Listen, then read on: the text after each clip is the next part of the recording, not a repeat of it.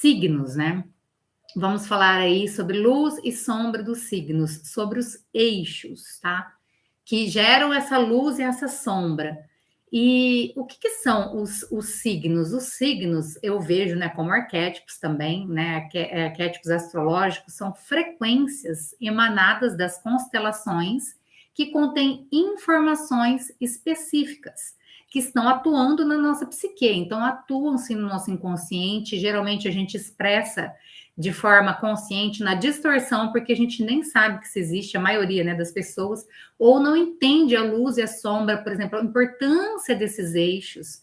E quando a gente fala, esses dias eu ri de uma pessoa que comentou num dos vídeos que eu fiz de astrologia, eu fiz alguns cortes e coloquei, e estou trazendo, né, alguns cortes dessas aulas ao vivo para o canal.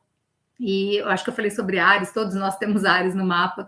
E a pessoa falou: eu não tenho Áries no mapa, como dizia minha mãe, eu não sou todo mundo, né? Achei muito interessante essa frase.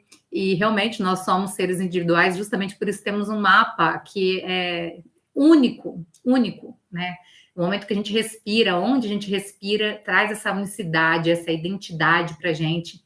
Mas sim, todos nós temos Áries no mapa e todos nós temos todos os signos no nosso mapa, né? Muitas vezes a pessoa pensa assim, o Sol, Lua, Ascendente e os outros planetas, nenhum está em Áries, então eu não tenho Áries. Tem sim em uma casa astrológica, tá? Mesmo que esteja interceptada, tá lá, tá atuante e simplesmente não tem a conexão desse outro arquétipo, dessa outra frequência, por exemplo, solar ou lunar, conversando ali com aquele signo, tá atuando por meio de nós, mas está atuando numa área da nossa vida, isso é fato, tá?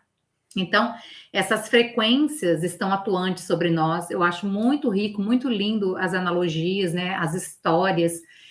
Por exemplo, o próprio Rei Arthur e os 12 Cavaleiros da Távola Redonda fala sobre isso, a Távola Redonda, aquela mesa redonda, onde ele deixava claro, né, que havia ali um centro, mas que todos eram iguais, divididos ali.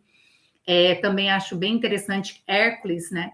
Os 12 trabalhos de Hércules, onde ele, para chegar na sua totalidade, ele teve que desenvolver esses 12 aspectos que todos nós temos que desenvolver, estamos aqui para desenvolver, tá? Alguns mais potentes do que outros, e a gente vê isso justamente para onde a gente tem os planetas, né?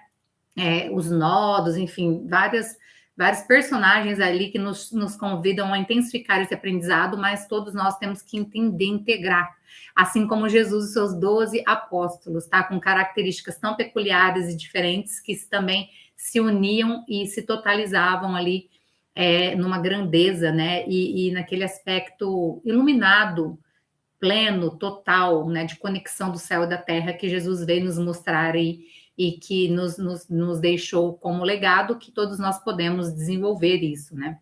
Então, é muito rico, tá? E a astrologia está atuando. A maioria da humanidade, como eu falei, não tem consciência disso e vibra na distorção.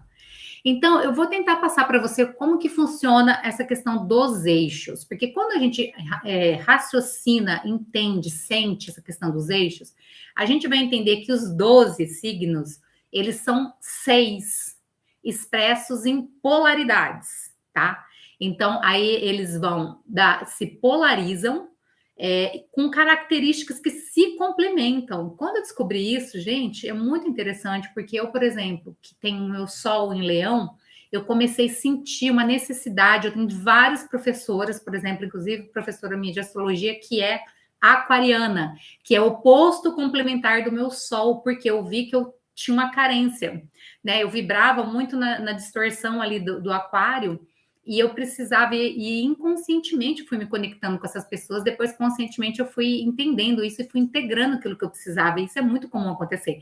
Eu vejo os clientes meus, quando vem fazer astrologia, eu tenho a possibilidade de olhar o mapa e vejo que muitas questões são similares ou são complementares comigo, e a pessoa enxerga que eu posso ajudar por isso, né? E outras pessoas se conectam com outros nesse universo tão rico e abundante, e isso que é lindo, né?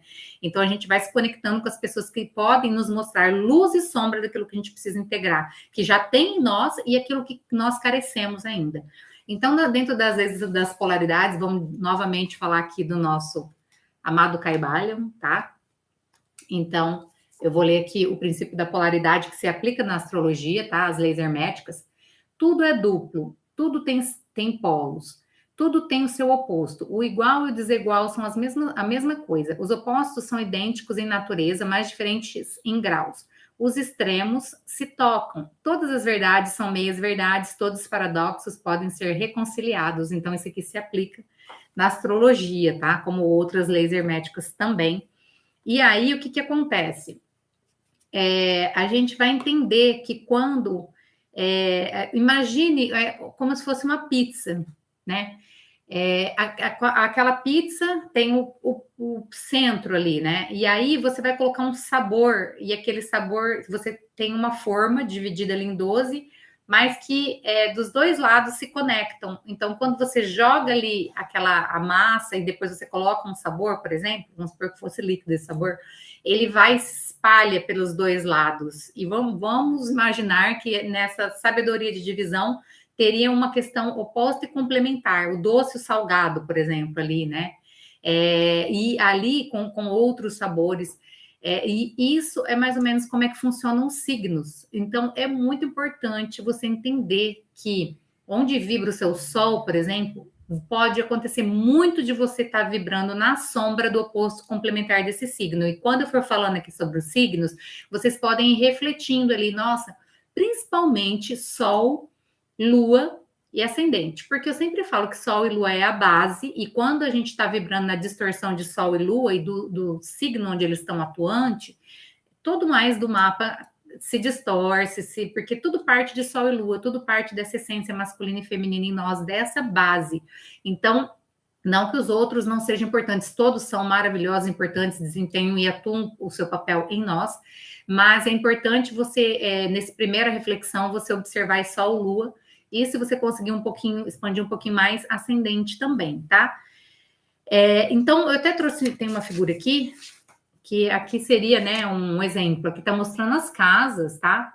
Mas imagine que são os signos, tá? Então, as casas que estão associadas também aos signos, né? A casa 1 e ascendente e descendente, que tem a ver com Áries e Libra, né? O eu e o outro, a identidade aqui, né? E os relacionamentos, né, interpessoais.